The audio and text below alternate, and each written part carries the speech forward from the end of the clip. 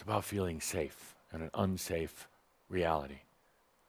This reality, amazing, sensual, but very unsafe. They didn't tell you that before you came here, did they? Very unsafe. So let's take a deep breath and let's explore safety for the moment. Lights down. And between now and our next gathering, I'm going to ask you to be conscious about safe. Not trying to make things safe because, well, you really can't. You can't make the world around you safe. But I want you to start looking at the things that have caused you to put up the walls, create the barriers, whether it's in a relationship. I know relationships are supposed to be all love and happiness. There's a lot of unsafety there. And you know exactly what I'm talking about.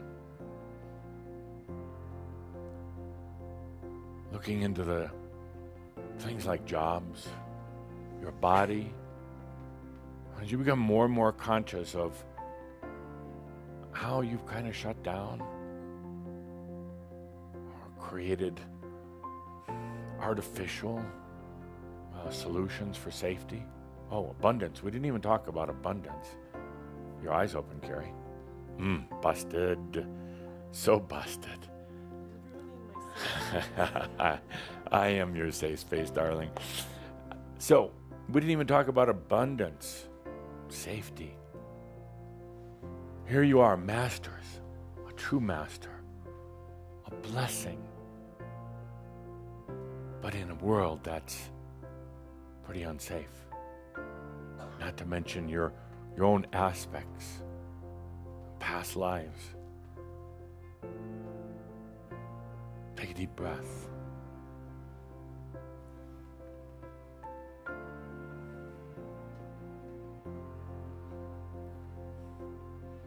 Now, this isn't about trying to go and create some little Makio place of safety that you can go rushing into anytime you're in trouble.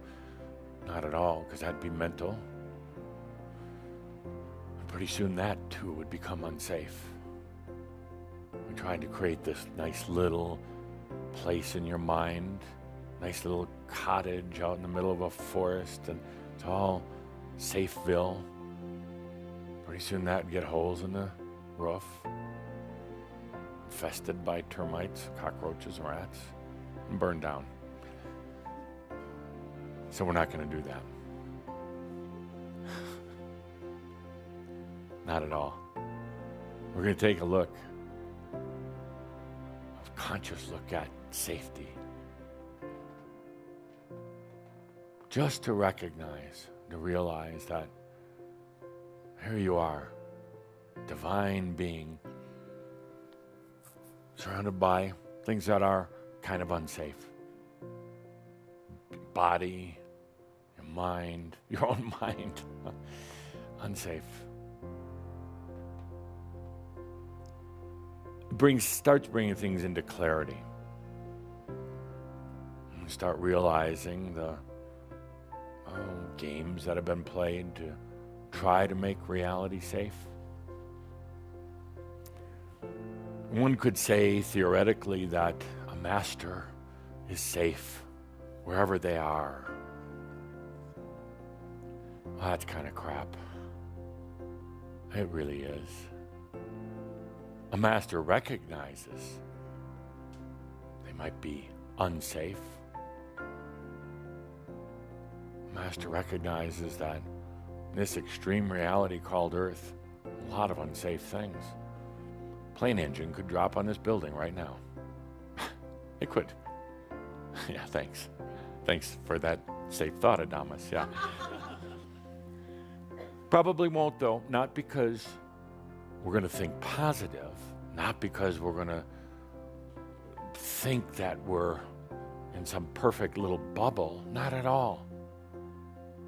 And we're not going to try to think our way into it, but the fact is that probably not going to happen.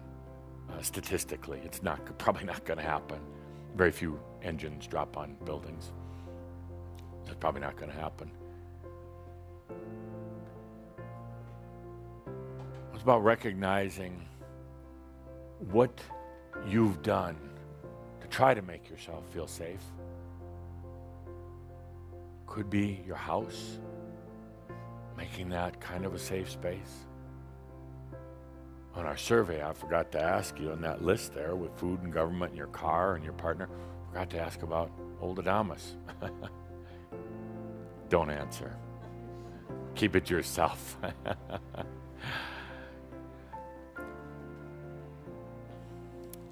Take a good deep breath. We're not going to try to make unsafety go away. We're not going to try to create some artificial safeness.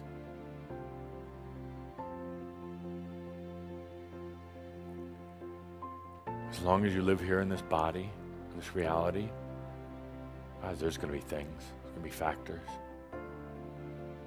The fact is, you're probably going to not encounter about 99.999% of the unsafe things. You might worry about them, but you're actually not going to encounter them. Probably never actually happen. A few things might. Rock might fall off top of a hill and smash your car. Maybe just the window.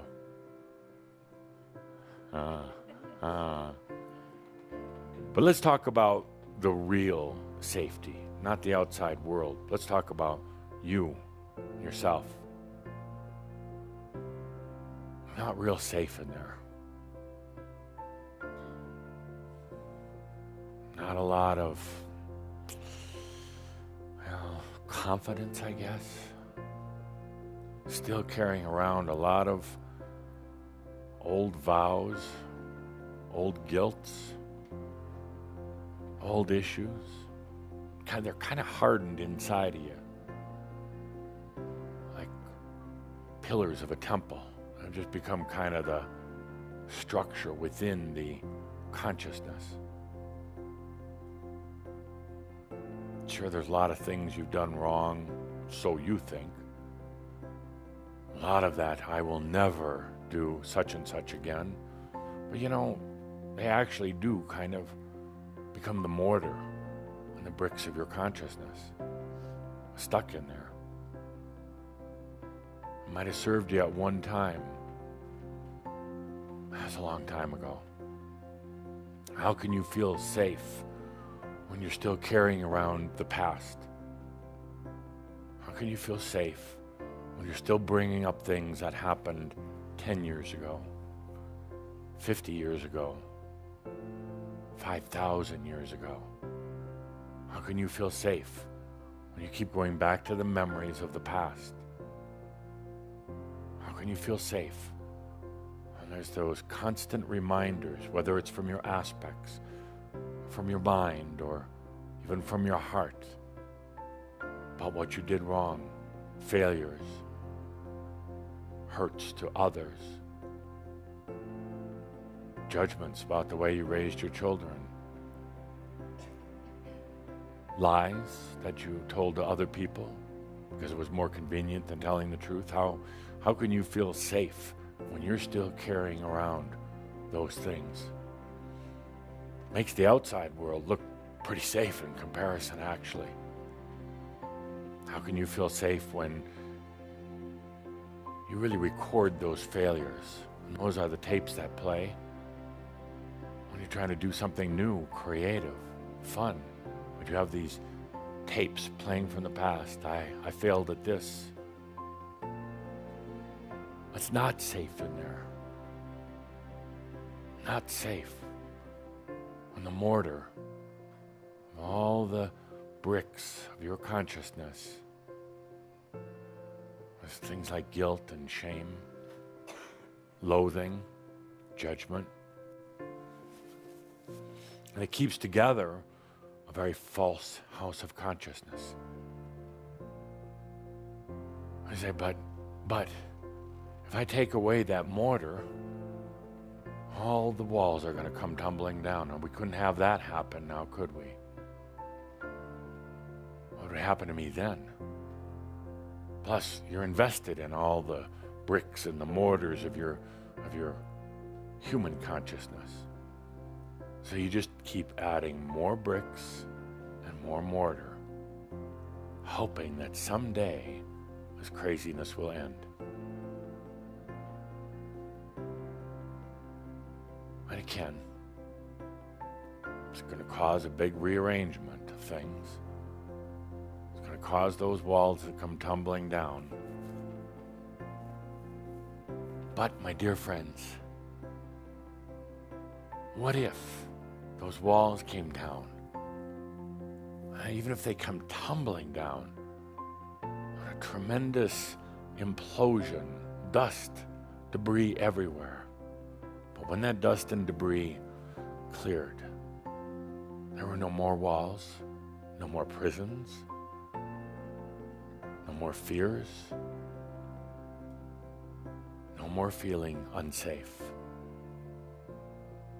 What if beyond these old walls and bricks of consciousness was a true freedom of the I am? Even in an unsafe world, but no longer unsafe within yourself.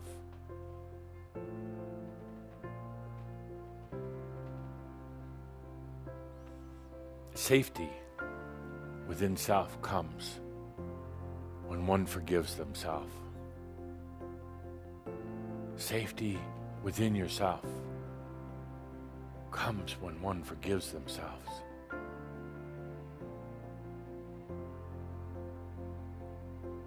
Forgiveness may be not what you think it is. Forgiveness isn't saying, oh, I did these bad things, now I let it all go. No, dots can't be connected that way. What forgiveness and mastery is wisdom. You see, wisdom. When there is such a wisdom in you, wisdom, first of all, that you're never going to do those things again that you did before. You're not going to repeat it. Wisdom that you've learned from each and every experience. Wisdom that you're not going to be going back into low consciousness, dense consciousness. Wisdom that you are divine. Wisdom that you exist. That's the core wisdom, which all other wisdoms come from. I exist. You see, even with the simple, I exist, I am, that is an expression of forgiveness. I exist. I am that I am. That is forgiveness.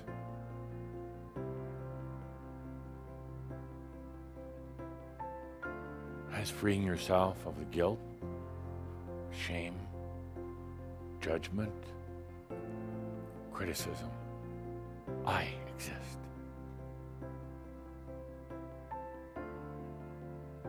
That is the forgiveness.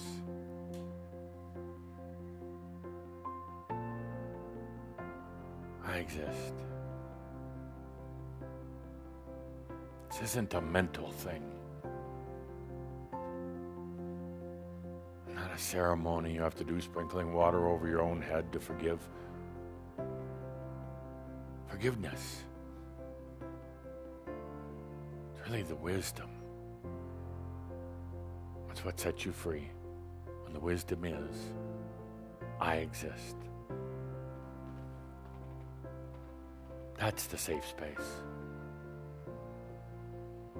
It's not a little room in a big house. It's not a little thought that you can run back to and try to repeat to yourself. It's a feeling. It's a reality. It's a knowingness. That's the safety. Take a good deep breath. One cannot feel safe when they are not forgiven within themselves.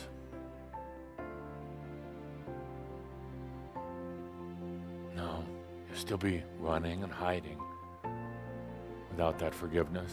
You'll still be making up more and more macchio. keeping yourself overly busy and occupied. You don't have to face this deep, deep thing within. The forgiveness, the wisdom, the release. Take a good deep breath. Good deep breath into this moment.